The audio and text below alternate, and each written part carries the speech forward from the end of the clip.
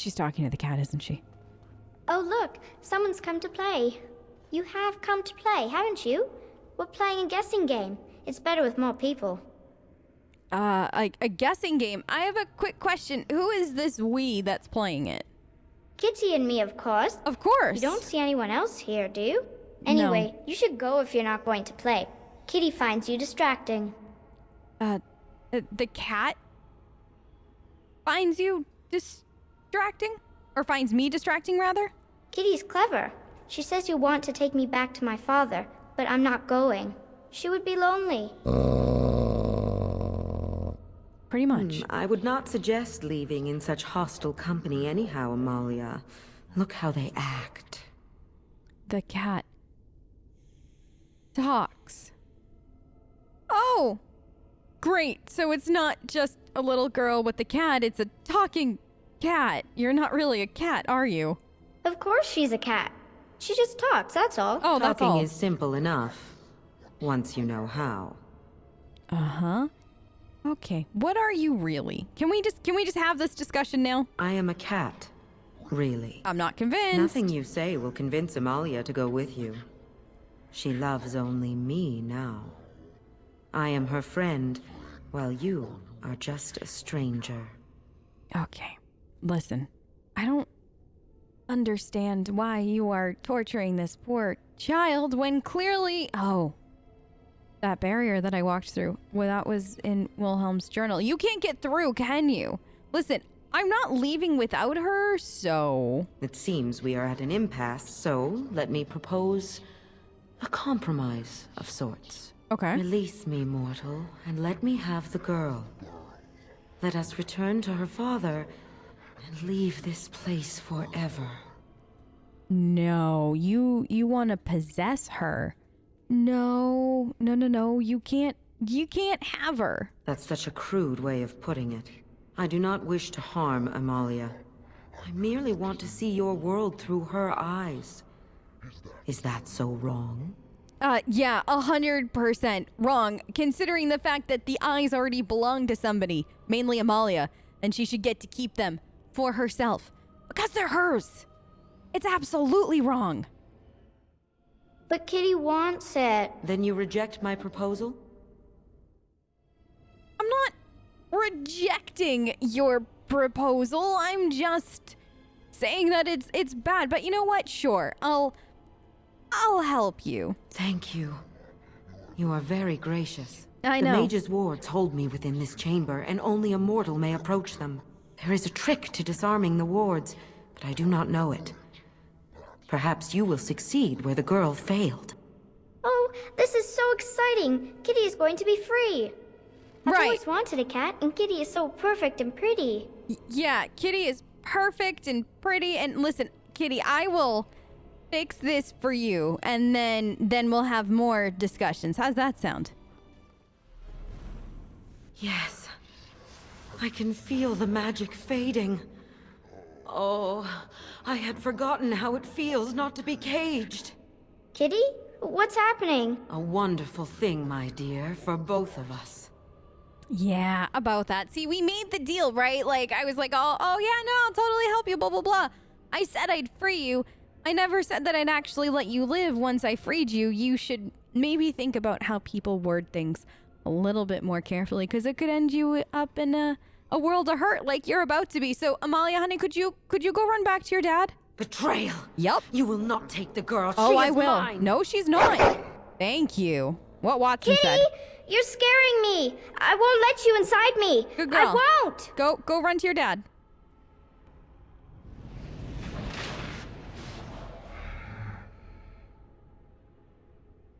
Are you supposed to scare me? Because you absolutely positively do not. Okay, you have a lot of friends though. For somebody that's been locked up here for so long, you sure as heck do have a lot of friends, huh? All right, well that takes care of the cat. I wasn't expecting this or the cat or anything like that. This is all entirely outside my scope of understanding everything. Listen, I signed up to be a Grey Warden to stop the Blight. I didn't sign up to be a Grey Warden to stop, you know, demons from possessing cat horns and then trying to stop them from taking over little girls. This is weird. We've been here. Nothing's gonna show up, I don't think. Hopefully, something's gonna... Yeah, there we go. I spoke too soon. I shall do it. Oh, boy. This golem better be worth it. Die already! All I'm gonna say is this demon-possessed golem... Everybody got everything good. It better have been worth our time, because I gotta tell you, this has been an experience. You did it! I did. We did. Her. Thank you so much! You're welcome. I'm sorry I ran away, Daddy. I was so scared. It's all right, Butterfly. You're safe now. All the bad creatures are gone. The phrase to activate Shale is Dulan Han. If you still want that bloody thing. I wouldn't if I were you. Now we should go, and quickly. Thank you again. We owe you our lives. Oh, you're welcome. Oh, goodbye. Ow, they ran for the outside real quick, huh? Listen, I know that this place doesn't belong to us, but I'm gonna snoop anyways, because I can. Is that... looks like a golem of sorts, maybe? I don't know, that skull is really weird though. What is this? Looks like a really old letter, but to who? Madame, I can assure you that the Circle of Magi is not a sacrilegious institution, and that indeed we operate under the supervision of the Chantry. It would make our investigation of your husband's death much easier if you would simply cooperate with us. I am disappointed to hear that you sold the golem's activation rod. I understand both it and your husband were invaluable aid to King Merrick during our war against Orlais. Without the rod, we cannot discern whether Wilhelm's golem was responsible for his murder. The golem will simply have to remain where it is unless the villagers can find a means to destroy it. Our condolences to you and your son for your loss. I imagine it is of little consolation to you, but your husband is much admired here and will be missed. Make her keep you. That letter was a little suspicious, right? Like what? So, Dad gets killed by Golem, and then the Golem's activation rod gets sold instantaneously. No nothing, no conversation, no anything. And this guy didn't seem like he was a nobody. I mean, according to that letter, he had the ear of the king and the first enchanter of the circle. So what does this all mean? Who did the golem really go crazy, or did somebody make the golem go crazy? Oh, that's a good question. Is this a quick way back up to the top? All right, let's see if we can get this golem to work now, huh? All right, so let me try the new activation phrase. Is it working? I don't... maybe? Little bit?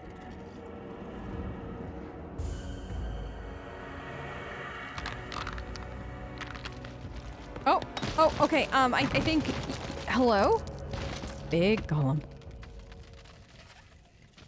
I knew that the day would come when someone would find the control rod. And not even a mage this time. Probably stumbled across the rod by accident, I suppose. Typical.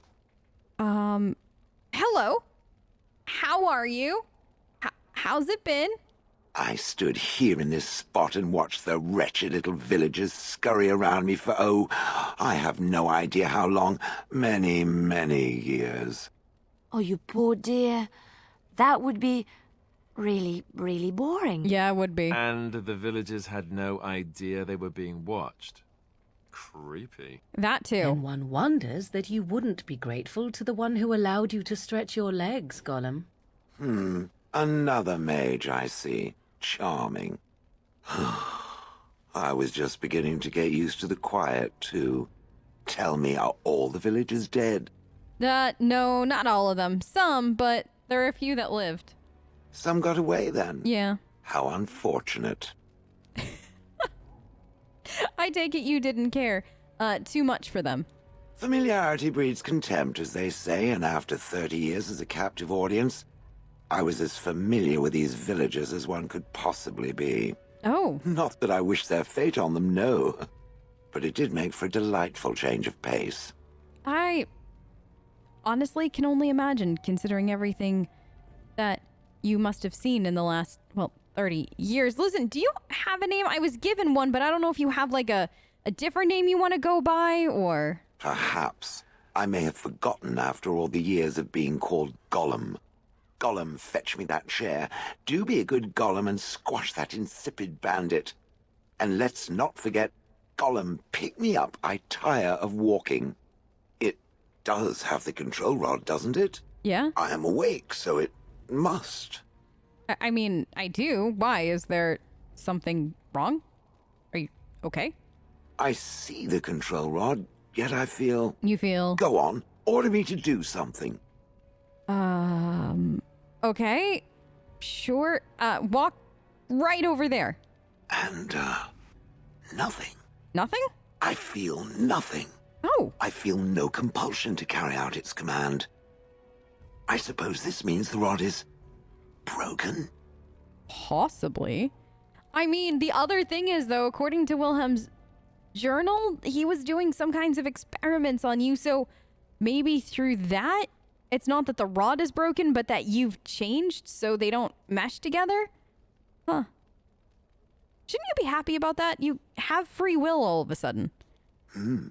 I suppose if I can't be commanded, this means I have free will, yes? Absolutely. It is simply, what should I do? No. I have no memories beyond watching this village for so long. I have no purpose. I find myself at a bit of a loss. I could What see about that. it? It must have awoken me for some reason, no? What did it intend to do with me? I mean, honestly, I hadn't given it much thought. I found a dude on the side of the road and he handed it to me because he didn't want to carry it anymore. And I figured, hey, you know, let's see what this does kind of thing. I see. Wonderful. Right? I suppose I have two options, do I not? Pretty much. Go with it or go elsewhere? Yeah. I do not even know what lies beyond this village. Darkspawn. Lots and lots of darkspawn, supposedly, and potentially the end of the world. Also, well, lots of other things, but darkspawn is really the whole crux of it. But what do you want to do? That's pretty much the most important question right now. What do you want to do?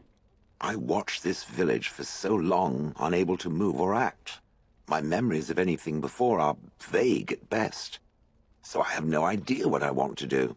I'm glad to be mobile. Is that not enough? I mean, it's a good start, so I get it. Wait, why do you keep calling me? Oh, I never introduced myself. Oh, I am so sorry. That is horribly rude of me. I'm Emmery, by the way, and behind me is Alistair, Liliana, and my friend Morrigan. And then the cute little dog is Watson, and then my pet fox is running around somewhere. I don't know where Arthur got up to, but you'll meet Arthur at some point. But yeah, why do you keep calling me? Can we cut the it part now? Yes, very likely. Okay, so you're gonna call me that forever now. Fantastic. Okay, well, here's the thing. You're welcome to come with us if you'd like to. You don't have to. You have free will now, so if you just want to leave and go do your own thing, I would also completely understand that. But, you know, maybe you want to come hang out with us. Are you certain you Yes. want to bring that thing with us? Yes. It could be dangerous and large. There is an adult joke in there somewhere, Alistair, and I'm going to be the bigger person and walk away from it. But, all right, listen, I get it.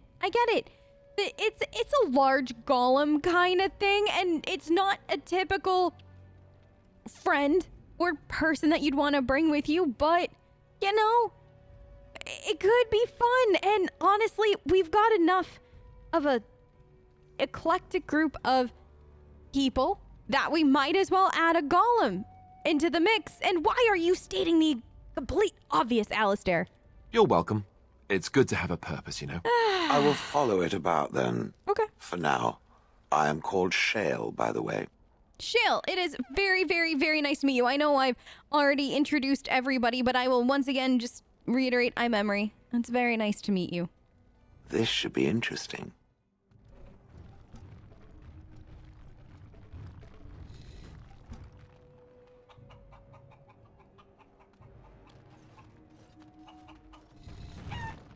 What was that? Shale? Oh, It's nice to see you too. I just wanted to check in, see how you're doing, but what's with the heavy sigh? Oh, that. Merely reflecting on the hopeless nature of the task in front of it. Excuse me? The most likely outcome is that it and its companions will become a stain on some rock for the Darkspawn to tread upon. I shall be moved to a single tear by the tragedy. A single tear? Well, I mean, it's better than nothing. I'm glad to know that you care a little bit. It's true. One single tear, and then it's off to the north, I think. Or maybe west. I haven't decided. What's that? Did it hear flapping wings? I didn't There know. may be pigeons nearby. We should be alert. I'll stay right on alert, Shale, as a just in case, and if I see any, I'll report to you right away. Okay. Let's check in with a few people, Arthur, and make sure everybody's doing all right. Morrigan, how you doing? What do you wish of me? I mean, I just wanted to say hi. How If you you doing? must. Sometimes I feel like you don't want to talk, but at the same time I feel like you do want to talk, so I always get mixed signals. But anyways, I digress. Is Flemeth what she seems to be? Well, that depends, does it not? What does she seem to be? A lot of things. A lot of things. For one, she seems completely off her rocker in the best way possible, of course. Sometimes I do wonder the very same thing. Tell me, how much do you know of the tale? Which one? The one that the chastened still tell of my mother, to frighten them into obedience. I didn't even know that there was a tale about your mother that they told to scare children, which is interesting. Ah, I see. That does explain much. Oh? I can relay what Flemeth once told me herself, and you can decide whether or not 'tis the truth, if you desire. Oh, yeah, absolutely. That sounds really interesting. As the tale is sung by the bards, there was a time when Flemeth was young and beautiful, a fair lass in a land of barbarian men, the desire of any who saw her. Okay, and how long ago was this exactly? Many centuries. Centuries? Before this land was even named Ferelden. The tales say that Flemeth fell in love with Osen the bard, and fled the castle of her husband, the dread Lord Conabar, and that he swore vengeance for her infidelity. In truth, my mother claims that 'twas Osen who was her husband, and Conabar the jealous lord who looked on from afar. Lord Conabar approached young Osen and offered him wealth and power in exchange for his lovely wife, and Osen agreed. He sold his wife to another man? Wasn't Flemeth, like, furious? The life of a bard is a poor one, and love fades in the wake of hunger. 'Twas Flemeth who suggested the arrangement. Really? All would have been well had Lord Conabar kept his end of the bargain. But he was a foul man who bargained with coin he did not possess.